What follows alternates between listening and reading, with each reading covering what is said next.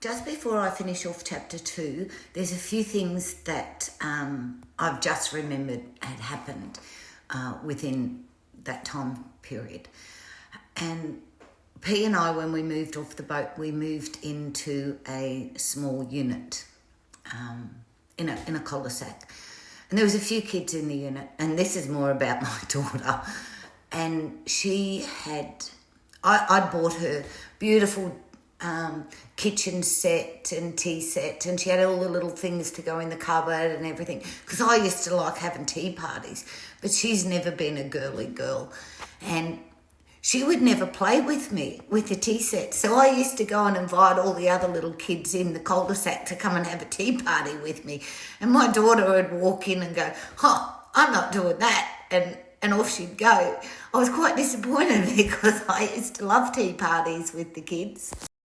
Also, while we were in this little flat, P had come home from, just before he got home from work one day, and I was at home. I'd put a saucepan of oil on the stove to heat up, and I was running a bit late, so I put it up on high. And he rushed in and he said, we've got to go over and visit some friends of ours. Come on, let's go now. So off I went. We all went over there, and we were there for about an hour. And then all of a sudden I get this brainwave, oh my God, we've got to go home now. And he said, why? Why do we? No, we need to go home now. But I'd realised that I thought I had not turned the fat off. Well, we come around the corner into the cul-de-sac, and there was no fire brigade or anything there, and I thought, I'm safe. But when we opened the door of the flat, I wasn't safe. The oil had caught on fire, and luckily I'd left the curtains open, and one of the neighbours walked past and seen all the flames, and they took the sliding door off and went in and put it out. But what a mess. But I wanted to move from there then. I didn't want to stay there anymore. When I say that I worked around the clock for P and his sons and things, when we moved back onto the boat, back off the boat into town, he didn't really paint anymore, so he didn't work full time. He got a position for 2 days a week at TAFE, teaching the TAFE students painting, whereas I was working around the clock all the time. And it wasn't just his kids why we separated, because we never really fought.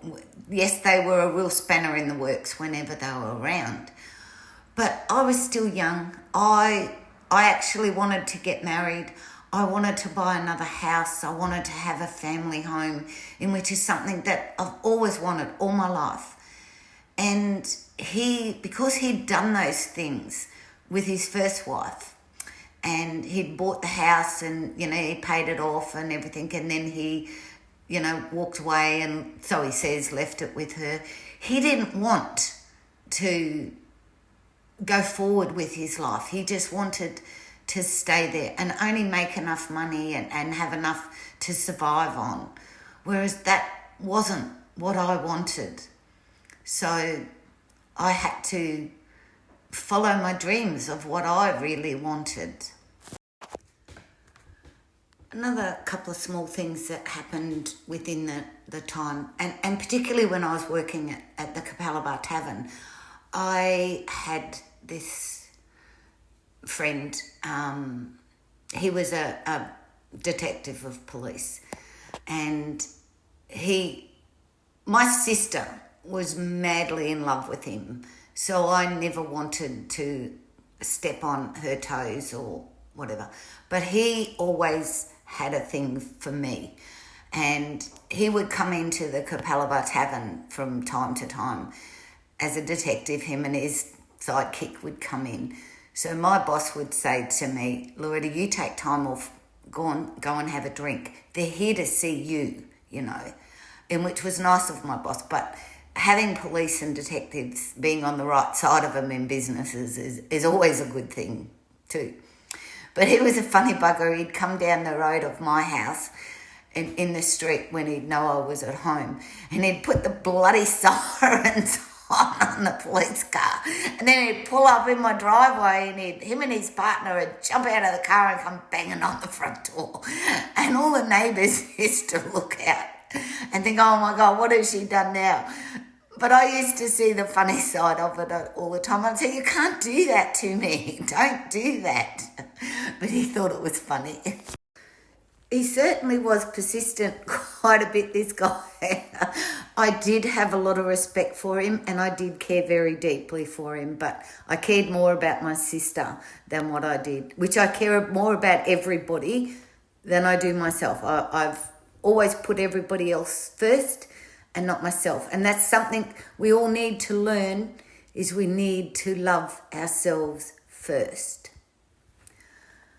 But anyway, everybody knew that there was a hotel near where the wharf was, where we lived. So everybody knew to kind of contact us at this hotel. And they also knew I worked there occasionally. So my family and friends knew that if they needed to get in contact with us for emergency, to ring this hotel. Well, I walked into the pub one day and they said, oh, Loretta, you've got to ring this person. They rang and left a message, waiting on you to contact them. And it was this detective. So I rang him and he said, you need to come back to Brisbane. I don't like the lifestyle that I'm hearing about you having up there. He said, I can have you arrested, and brought back to Brisbane. And I said, oh no, please don't do that to me. But I always thought he would. Sometimes when I'd be in the hotel working and police would walk in or something, I think, oh no, here we go. He's going to have me arrested and taken back to Brisbane.